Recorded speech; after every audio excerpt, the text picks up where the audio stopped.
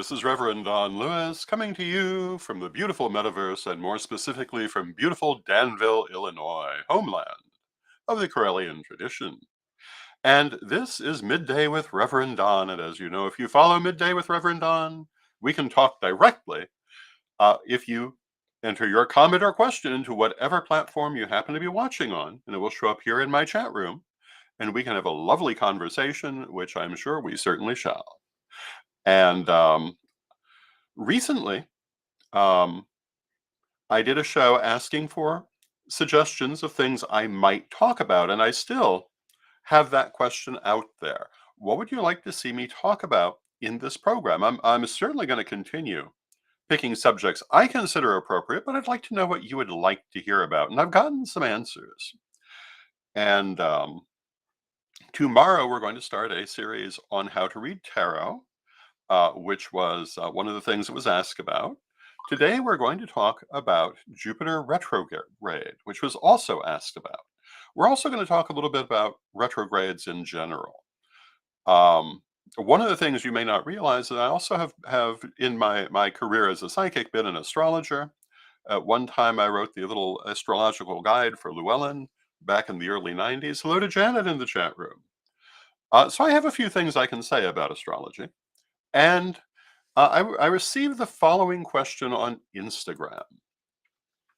Good evening, Lord Don. I was just wondering if you might be willing to talk a bit about Jupiter being in retrograde until right around the end of December, and what that might mean for people in an upcoming midday broadcast. I think we all hear a lot about Mercury retrograde, but not the other planets. And when Jupiter goes retrograde, it stays that way for a while. And that question is from Amanda Whaley. And I thought that, yes, we would talk about that. And hello to Othela Jade in the chat room. Hello to Lynn in the chat room.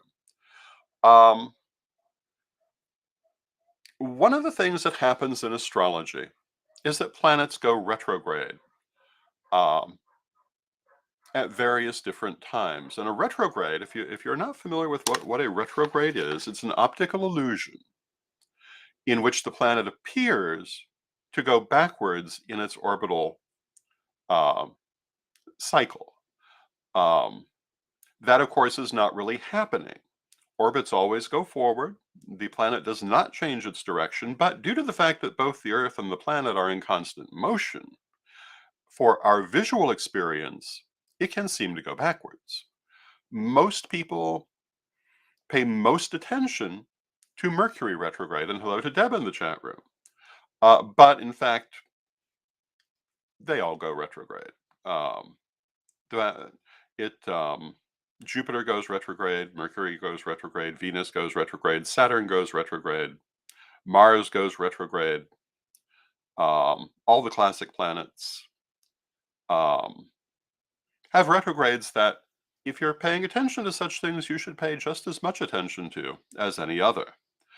What I do want to say about retrogrades before we start, on Jupiter in particular, is that a retrograde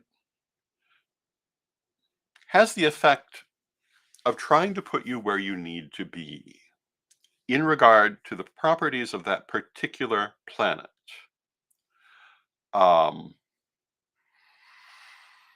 It doesn't have to do with anything else.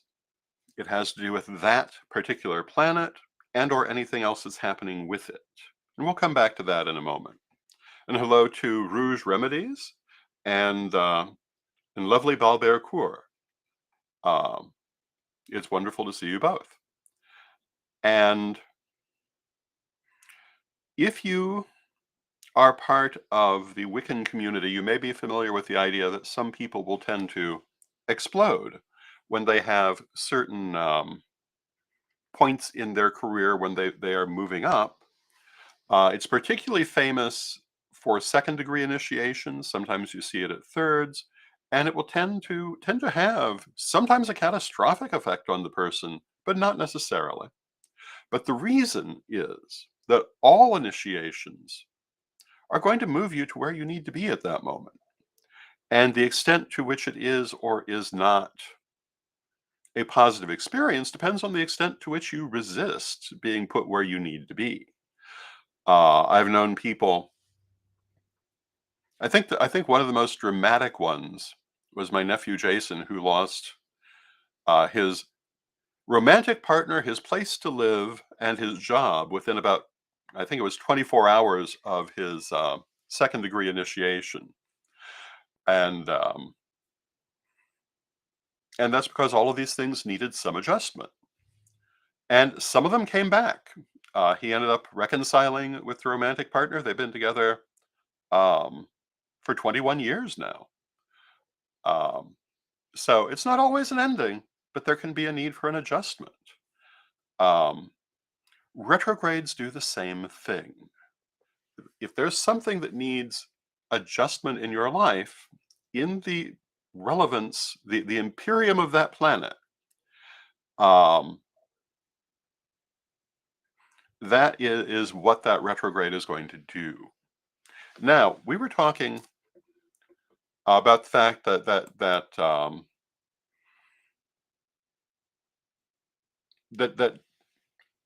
all of these different planets have their retrogrades. Venus goes retrograde, I believe, every 18 months. Mars goes retrograde least frequently of all of the planets. In the case of Jupiter, it will be retrograde this year from September 4th to December 31st. And it is in the sign of Taurus. And when you deal with retrogrades, it's not just the retrograde that matters, it's also the sign that it's occurring in, it's various other aspects that may be happening regarding that planet. They're all going to have their effects. Astrology is not a simple art. Um, but this Jupiter in retrograde is likely going to be a time of spiritual assessment and reassessment. And the comment was made in the chat room from Rouge Remedies. Doesn't Jupiter deal with finances and business? Well, it can, yes. It also deals with spirituality. It also deals with structure. In this case, I think that we will find the strongest influence in spiritual and philosophical systems with people really looking at what they believe, why they believe it, and perhaps reassessing it.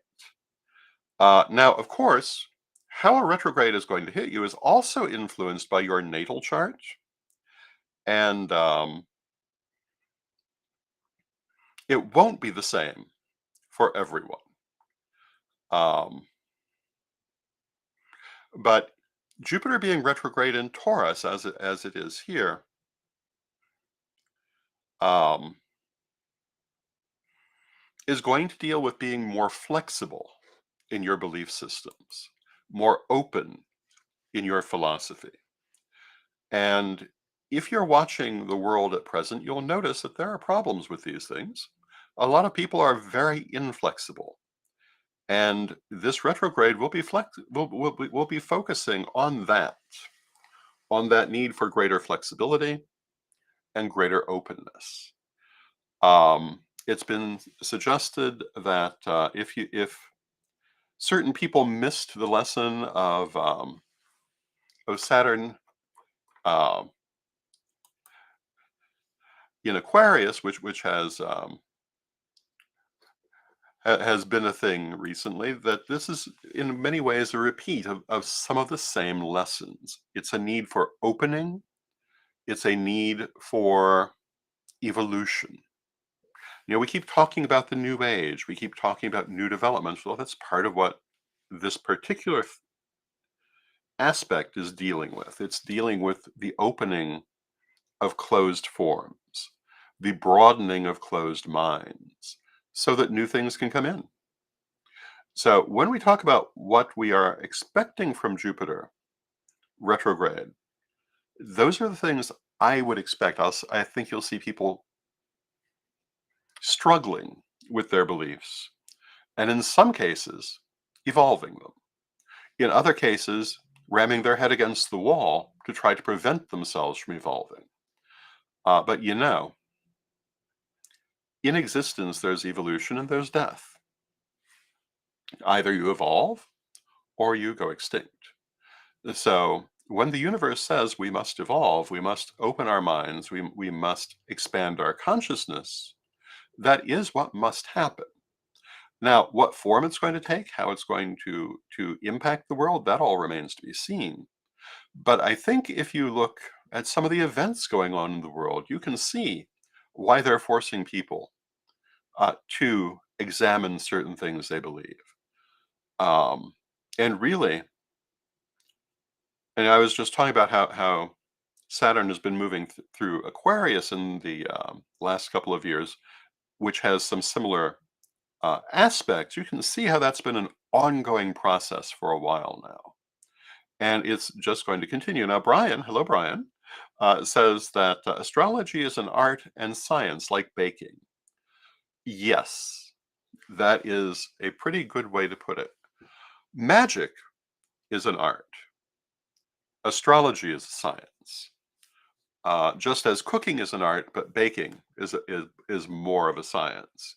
And that's because with baking, you have to pay a lot more attention to some of the rules to get the results that you're pursuing, whereas with cooking you can experiment a lot more. And hello to Michelle in the chat room, who is saying hello from Flemington, New Jersey. Hello, Michelle. Um, I enjoy cooking. I'm not a very good baker um, because, yeah, I like to mess with everything. If I make a recipe, it's not going to be that original recipe. It's going to turn out to be my take on that recipe because I just can't stand to leave it alone. But that's harder to do with baking because things have more precise requirements.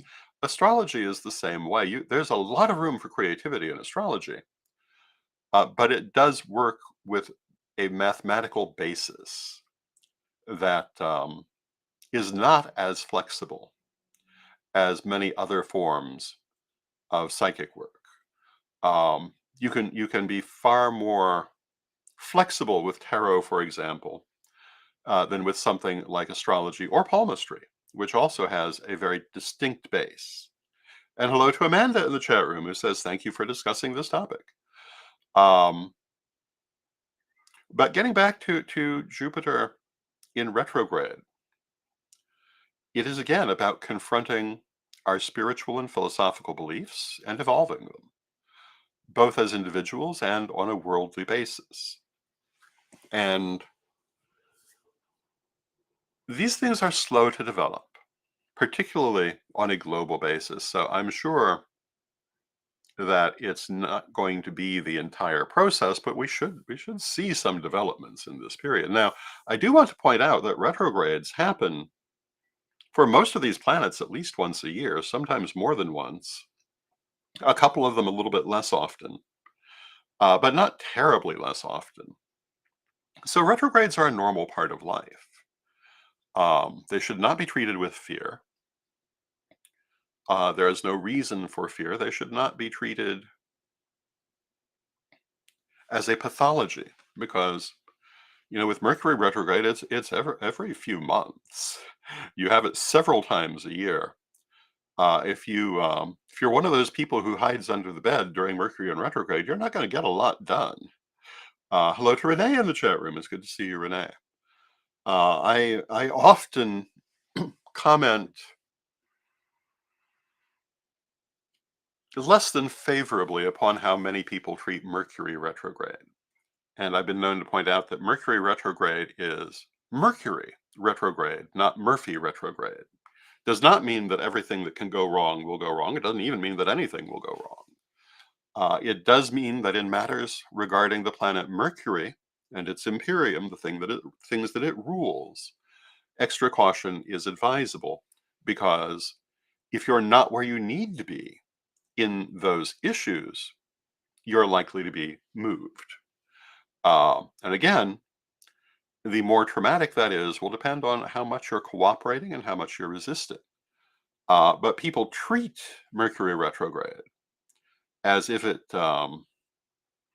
were some kind of cosmic disaster. And they treat it in a superstitious manner. And if you've read my works, you'll know that I am very fond of the saying by Plutarch from his De Superstitione that religious ideas are based on love of deity, and superstition is based on fear of deity. And you can just as easily say love of the universe, fear of the universe, however you want to put it. Um, if you understand what a retrograde is, they actually can be very beneficial. Um, but you must be open and you must be flexible to what is necessary when they occur. And you also have to remember they only affect what they affect. Mercury does not rule everything in the universe. It deals with communication, it can deal with business, it can deal with travel. So it does have a wide imperium. Um, but which of those things um, you want to be cautious of during a Mercury retrograde also depends on what else is going on in that chart. It's not as simple as saying Mercury is retrograde because we're talking about Jupiter being retrograde in Taurus. Mercury is retrograde somewhere. It has aspects happening to it during that retrograde. It's moving through houses during that retrograde. All of these things influence what's happening. It is not a color by numbers set. And people use it as an excuse for what I think is often bad behavior.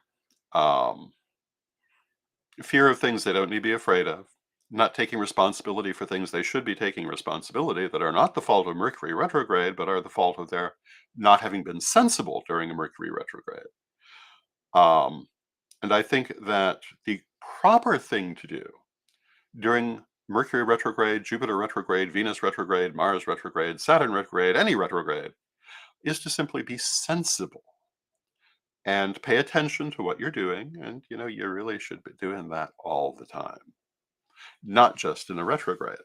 Now, continuing our conversation of retrogrades, there is a huge exception to everything I have just said.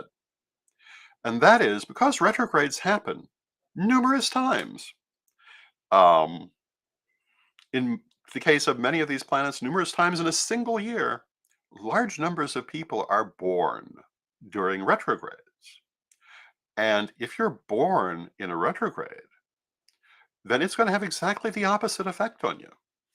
Another reason that I get so distressed by some of the nonsense I see regarding people's attitudes toward Mercury retrograde, because I know a lot of those people were actually born under Mercury retrograde and just don't know it. And in fact, things should be going more easily for them during the retrograde, because if you were born under it, it's when things will be most normal for you.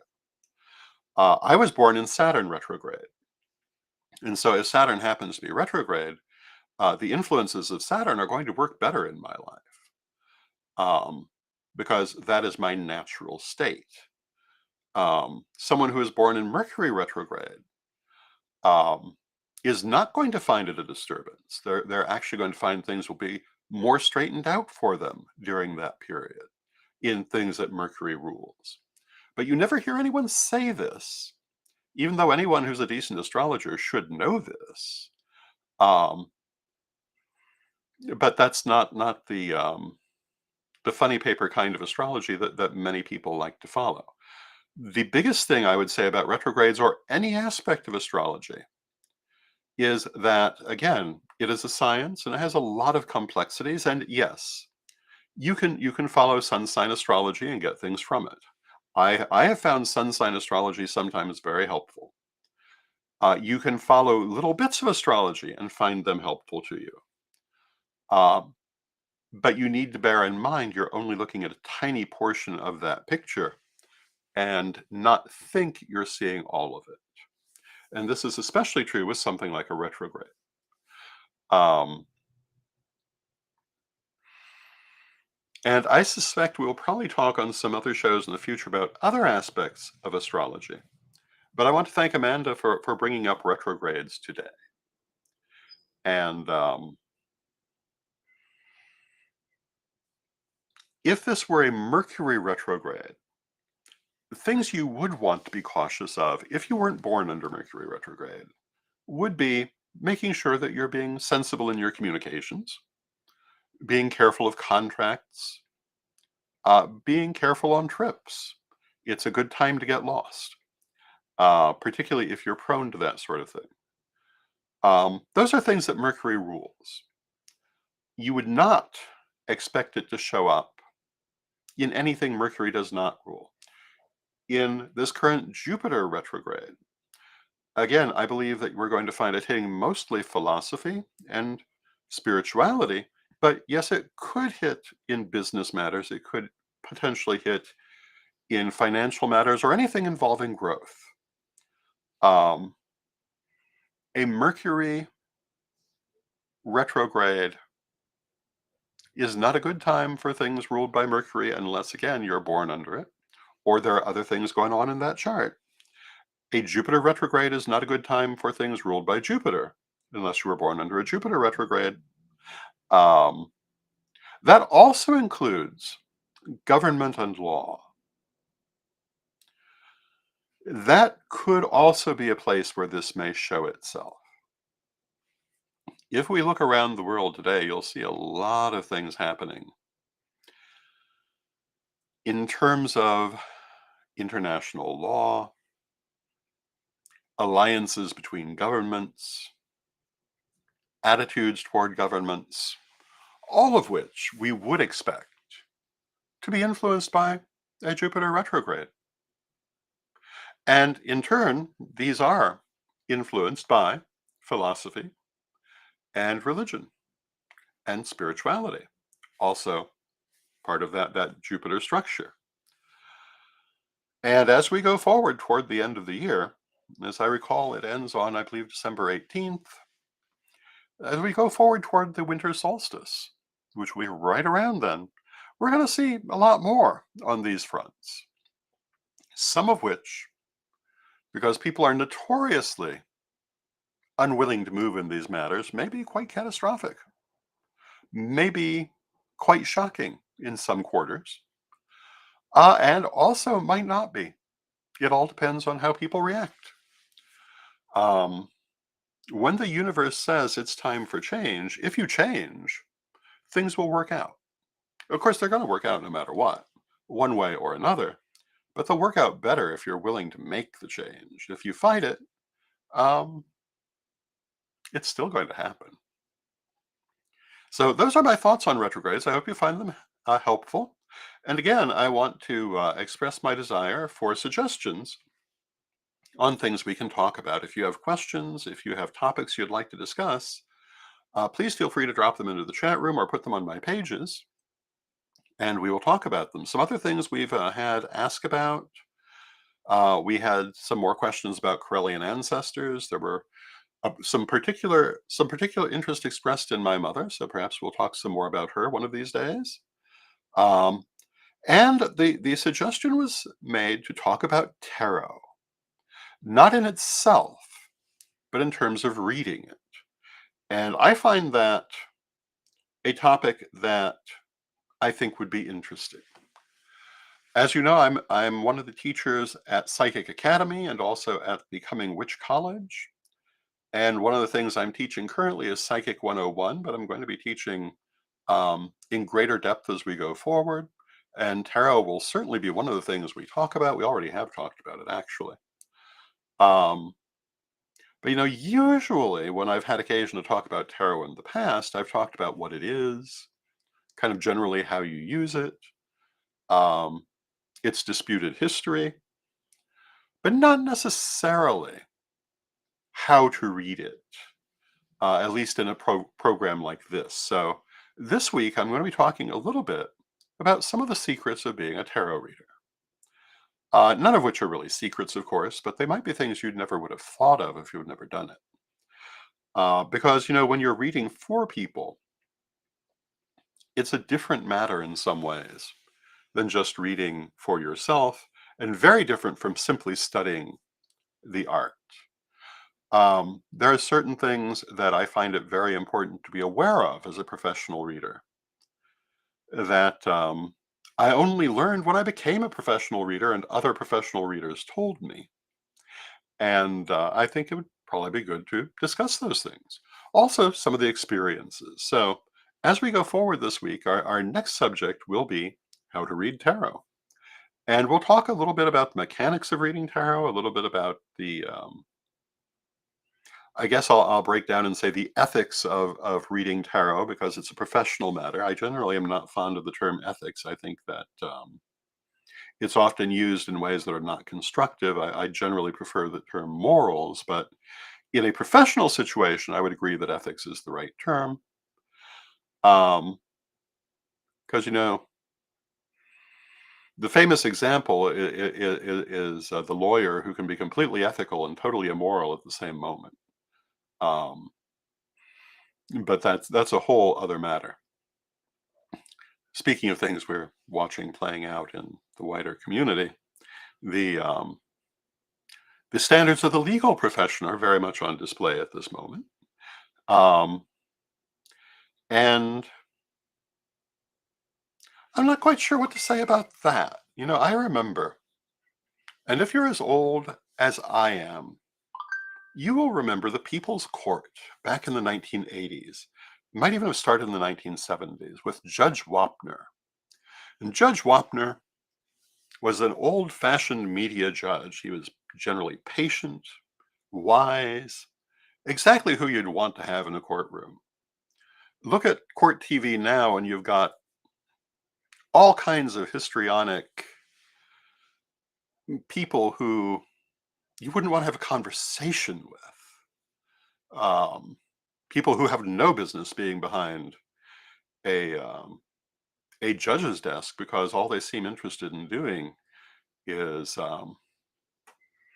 handing down exaggerated opinions intended to produce not justice but ratings, which I think is unfortunate, but also unfortunately is a more realistic representation of our legal system.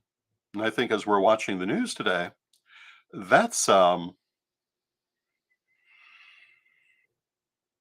very much in evidence also. The wide range of difference in judges from those who are wise and sensible people to those who are narcissists, to those who are downright dangerous and doing things like pulling guns in the middle of courtrooms um, for effect and not for any given reason. So I think that's another interesting, not something that would make a show, but an interesting opinion I'll throw out there. Now, Michelle says, "Could we discuss initiation?" Well, yes, we can. That could be the subject of a show. And Michelle says, "I've been a Wiccan since 1976. I'd like to be initiated so I can rightfully call myself a witch." I don't know. I don't know that you really need that to rightfully call yourself a witch, but that would be part of that show. But we can discuss initiations and what they do and different ideas behind them, the fact that different traditions have some drastically different points of view on that subject. As a Corellian, I come from the big tent definition, I suppose we would say, and don't tend to be on particularly good terms with the small tent um, understanding. And I ultimately believe initiation comes from deity and it occurs in the heart. But we have ceremonies that can mark your entry into an organization. Um, but a true spiritual initiation, I really think, can only truly happen inside. People on the outside can facilitate it. They're not really the ones doing it. Either deity is doing it or it's not happening. But that's my point of view, and that can be part of that show. So yes, Michelle, we will add initiation to our list of subjects. I'm going to write it down right now, and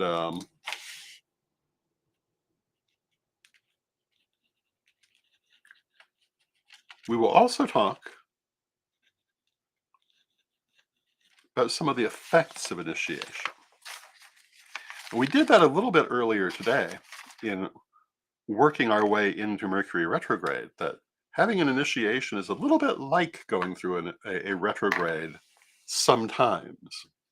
But we'll come back to that in that future program, because now we've reached the end of our half hour. I hope you've enjoyed this show. I want to remind you that if you enjoy my work, you can help to support my work at my Patreon at revdonlewis.com. Um, if you enjoy my writings, you can find them and many others at corellianpublishing.com. And um, if you want to learn more about metaphysics, you can do so at witchschool.com, witchcollege.com, and psychicacademy.co. Um, so with that, I want to thank you, and we'll close with our prayer, as we always do. And Divine Mother Goddess, Divine Father God, beloved ancestors, we thank you for all that you do for us in our lives, and we ask you to help us to remain flexible in our minds and in our personalities as we go through life, knowing that life is change and growth, and that stagnation is death. Help us always to be flexible and supple in our approach to new ideas and new experiences, and to learn those lessons that the universe places before us easily and with grace. Divine Mother Goddess, Divine Father God, beloved ancestors, we thank you with great love and respect, and knowing you're always with us, but from respect, we thank you for your presence now and always. And may you be blessed now and always. And may you be blessed now and always. Thank you for watching, and I will see you again tomorrow.